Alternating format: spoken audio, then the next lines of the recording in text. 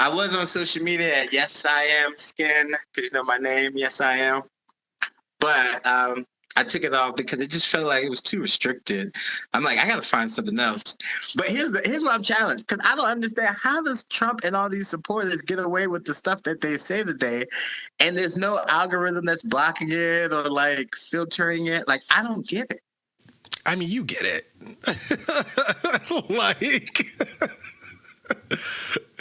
like these preferential treatments, like in that whole organization, you're telling me there's like not a single voice that's like, guys, there's no debate about this. This is racist. You know what I'm saying? Even if there is that single person, brother, like, I mean, ultimately, right? Like, I can't tell you how many situations I've been in where someone was being racist or doing something unjust, and I'm the only one who steps in a crowd. Like, and nobody else got it? They couldn't tell? Nobody else acted. Nobody else acted. It's not about like nobody got it. It's like nobody else decided to do something about it, and I'm always the one. And so like when you're seeing yourself being the only one in all these situations, you start realizing like, oh, they don't need like a mass of people controlling. Like they just need to press a little bit, just enough to make sure that people are fearful enough or like hesitant enough not to act. If you don't act, then as we said earlier, nothing happens, right? And so it's like you said, psychological warfare. It's that's what it is, and there's layers upon layers of it, to be honest. Like, and there's so many ways to fail against them, right? So if it's effective and it has worked, and it's a whole element of a military intelligence branch, is it that we need to then be approaching them in the same way that they approach us, and how we deal with them as a system or country? I mean, that's not what I think. Only because, I mean, it kind of depends on what you mean by the same way. Like, to me, not like in an offensive way, but just using so like psychology, right? So their behavioral understanding. So if we were to take the realm of the study of psychology and behavioral and cognitive and whatever phase of development, and we utilize, because they're using these understandings of the human condition for their gains, but you can use them, and not necessarily for nefarious purposes, but for alternative purposes. That's exactly what I'm doing. That's what I see myself as doing with this show, brother. That like literally, that's exactly what I'm doing, and I'm so glad you said it that way. You know, and I hope people hear it. This will definitely get clipped and put on YouTube for that part, because yes, that is exactly what we need. We need to use the tools for good. That's what I always say. Like it is possible. And I think you're right. The possibility of doing that is something that it's difficult for people to imagine, because these tools become associated with oppression. And so like people can't think outside of that framework. But it's automatic. Like, oh, you're just going to be racist, but towards us, it's like, what they got to do? Yeah. It's like, my thing is like, I don't even think of y'all in that way. For the first part, it's like you don't even register at that. They give themselves more importance than they actually deserve to me, and I'm like, yeah, but you're not on the pedestal. Yeah, that's part of the delusion. Right. Yeah. That's why I'm like, I'm the main character here, no matter what. Yeah, like, aren't you worried about me? Aren't you concerned? I still got nothing better to do. It's like, can't you find another window to look out of, or look at the sky or something? Dream again. Stop worrying about me. I'm good. Yeah. Well, I'm right there with you, brother. I am good. I'm doing my thing. I am using, I'm not even going to play. Like, you know, I use psychology. I use like what I know about emotional intelligence. I use what I know about people and how they develop their values. I use what I know about education. I use what I know, you know, I use my experience of travel the same way you do, you know, like, and what I've learned about communication.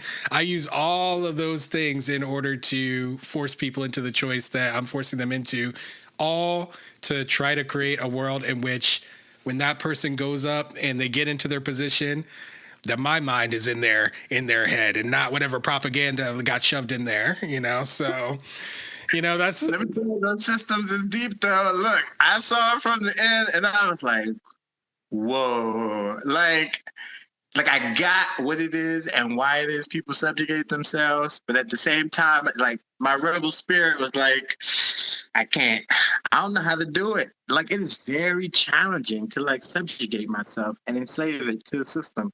I mean, and Especially it's great that you feel that way, you know? Like, I mean, to me, you know, it should feel hard. It should feel like, you know. no, but it's easy for people. Like I was just hanging with a friend and he was being gaslit and they were doing these little microaggressions. And I'm watching this and he's like, oh, they're not so bad. And I'm just listening here like, it's like, you're just being sensitive. And I'm like, maybe, I guess. But I don't know.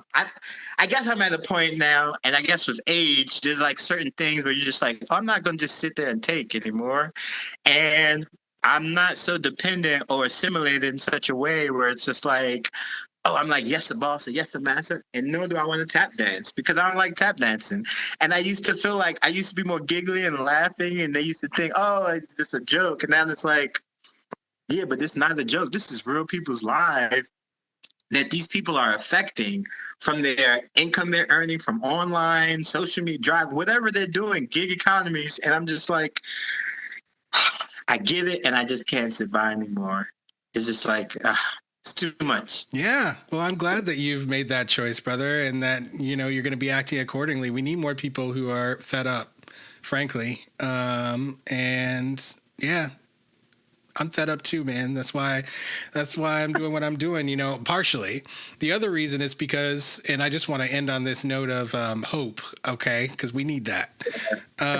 But the other reason I started taking action more definitively when I created the Contraband Wagon is because I saw an opening.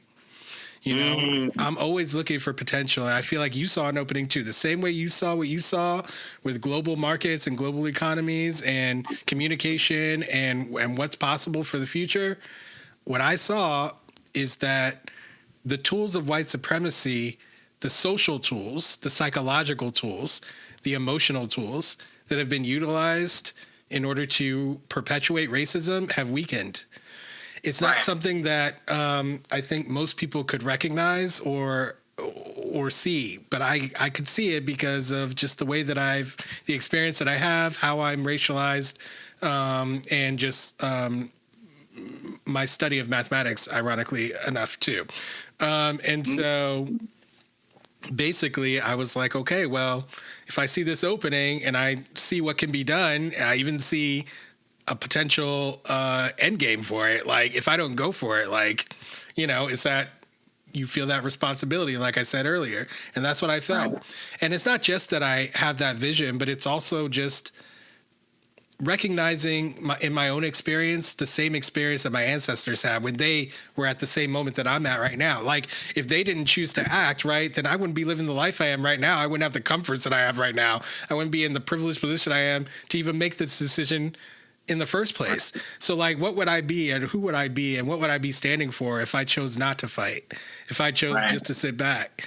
And so like, for me, it was an easy choice. It did not take me long to ruminate on this to decide what I was going to do. But I don't, you know, I try to realize that everyone's not me and everyone's not you.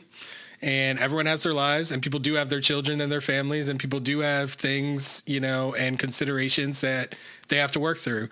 But what I refuse to do is to allow people to be willfully ignorant of those considerations and to not think about it. You will think about it, and you will choose, and you will express your choice, and you will acknowledge what it means.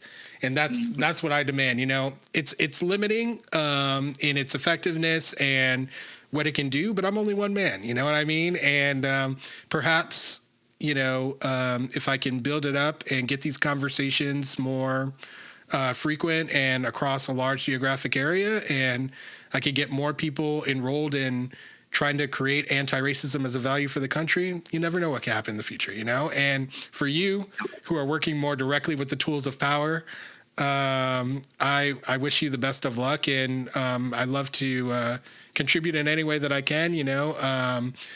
I'm at least a critical thinker who can add my voice, and if you need, all right? Appreciate that. For sure. Thank you so much for having me. No problem. Thanks for watching. For access to the full-length conversation and all of the 2-hour-long, unedited conversations that I've had on race, click the support link in the description below. Thanks for your support, and see you next time.